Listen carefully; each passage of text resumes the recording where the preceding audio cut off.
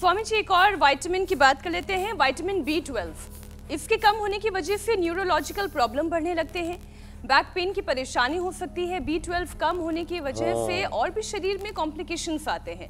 तो B12 की कमी को कैसे पूरा करें? खाते हैं, खास करके मकई की रोटी और सरसों का साग खा लो ना, तो B12 कम होगा और ना जो है आप में आयरन की कमी होगी। वैसे हमने जो है डेली एनर्जी करके दिया हुआ है, इसमें मोरिंगा से हमने तैयार किया है। मोरिंगा में पूरा B12 B कॉम्प्लेक्स पूरा होता है। लाइकिन में और जितने भी अंकुरित है उससे विटामिन डी की पूर्ति हो जाती है। विटामिन डी और प्राणायाम करें और दूध पिएं, क्योंकि जो भी हमारे शरीर के अंदर जो है विटामिन डी का फॉर्मेशन है वो शाकाहारियों को दूध के द्वारा ही होगा। इसलिए दूध का सेवन क्या करें, तो डी के लिए दूध का सेवन, दूध, दही या छाछ कोई भी 1 गिलास 1 कटोरी एक बार लेना जरूरी है। मिलेट्स का सेवन करेंगे तो इससे आयरन की भी पूर्ति हो जाती है। आयरन जो है वो बाजरे में, रागी में, जवार में काफ़ी मात्रा में होता है। तो मिलेट्स के सेवन करने से विटामिन्स, खास करके कैल्शियम, आयरन और उससे B12 की पूर्ति हो जाती है। और ओमेगा के लिए थोड़ा सा एक अलग से प्रयत्न करना पड़ेगा।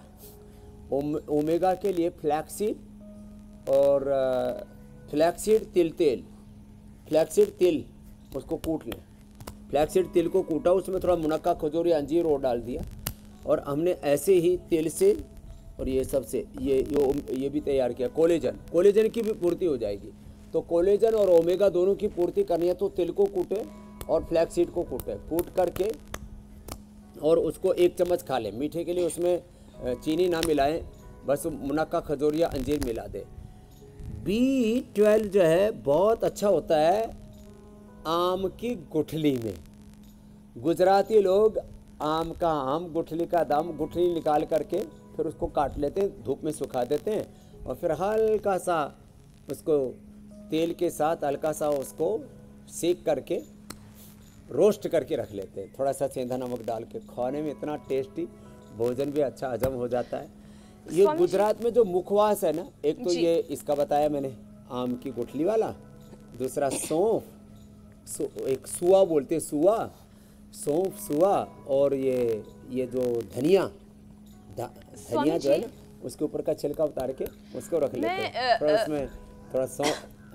मैं अगले विषय पे जाऊं। स्वामी जी, ये जो आपने तिल का और फ्लेक्स सीड का जो आपने कहा ना पाउडर या फिर उसको मुनक्का में, जो आजकल बीजों के मिक्स आते हैं जिसमें पम्पकिन सीड हो गया, तिल हो गया, फ्लैक्स सीड हो गया और 2-3 चीजें और उसके अंदर होती हैं, तो स्वामी जी अगर उसका पाउडर बना के रख लिया जाए तो क्या इसे, हमने भी सुपर फूड करके उपलब्ध करा रखा है जी, तो स्वामी जी इसे भून के पाउडर बना के रखने पे इसकी शेल्फ लाइफ बढ़ जाती है या ऐसे ही?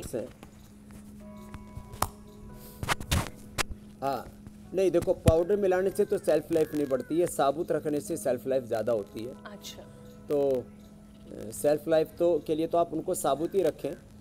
कूटने की बजाय ना सबको मिक्स से जो फ्रूट्स हैं इनको मुंह में धीरे धीरे चबा करके खाएं। चबा करके खाएंगे, सलाइवा मिलेगा और उसी समय आप जो है टेस्ट के लिए मुनक्का, खजूर या अंजीर भी थोड़ा मुंह में डाल लें, कितना अच्छा रहता है। सोया और दालें, दूध, दही, ये प्रोटीन के लिए बेस्ट हैं। बाकी हमने ग्रीन प्रोटीन और आइसो प्रोटीन, आइसोवेदा, ये 80-90 एक्टिव इसमें प्रोटीन है, 80-90%। लेकिन ये केमिकल बेस्ड नहीं है, एनिमल बेस्ड नहीं है, सिंथेटिक नहीं है।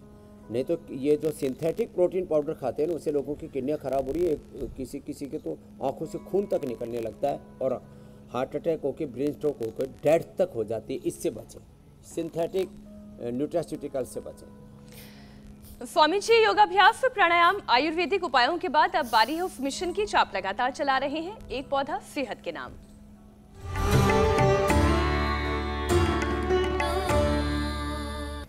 स्वामी जी, आज कौन सा पौधा आप लगाने वाले हैं? आज का पौधा हमारा है ये आखा।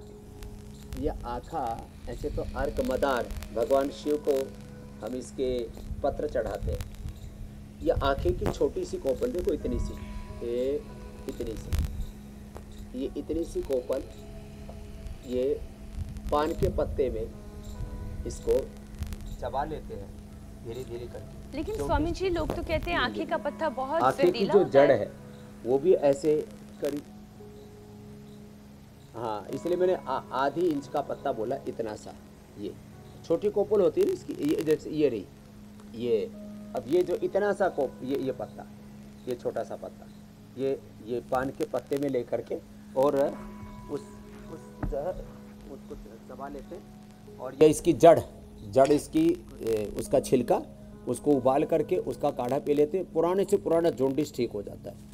इसके पत्ते और इसका पूरा पंचांग इसको उबाल करके और थोड़ा नमक डाल करके सिकाई कर देते हैं। कितना ही ज़्यादा सूजन आ रखी हो, कितनी ज़्यादा दाद खुजली हो, वो ठीक हो जाते हैं। सूजन, दाद खुजली और दर्द, घुटने में दर्द हो तो आँखें के पत्ते के ऊपर एरेंड का तेल या तिल का तेल लगा करके गरम घुटने आदि पर बांध लेते हैं। हमने तो बचपन में बहुत किया हुआ है, उससे दर्दें दूर हो जाती हैं।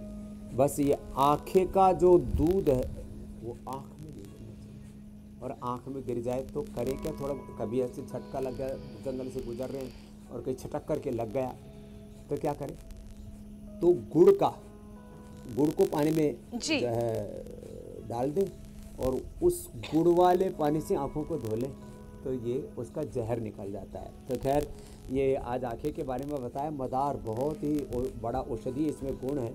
और सफ़ेद स्वामी जी, मैं इससे पहले कि अगले सेगमेंट पे पहुंचती, लेकिन उसके औषधीय गुण पता हो तो एक वायरल दावा और था जिसमें था कि भाई मदार का पौधा जो है बड़ा जहरीला होता है। इतना जहरीला भी नहीं होता है, उसमें भी अपने औषधीय गुण है। स्वामी जी, अब बारी वायरल दावे की सच्चाई की है। दावा ये किया जा रहा है कि मंकी पॉक्स और हर्पीस एक ही बीमारी है। स्वामी जी, ये दावा सच है या झूठ? नहीं, मंकी पॉक्स और हर्पीस एक जैसी बीमारी नहीं है। और हर्पीस में और एक होता है शीत पित्त जो है वो भी एक जैसी बीमारी नहीं है। तो अलग अलग बीमारी हैं और इनके अलग अलग उपचार हैं। इस तरह के दावों से बचे। हम तो झूठ से बचाते हैं और सच सब तक पहुंचाते हैं इंडिया टीवी के माध्यम से।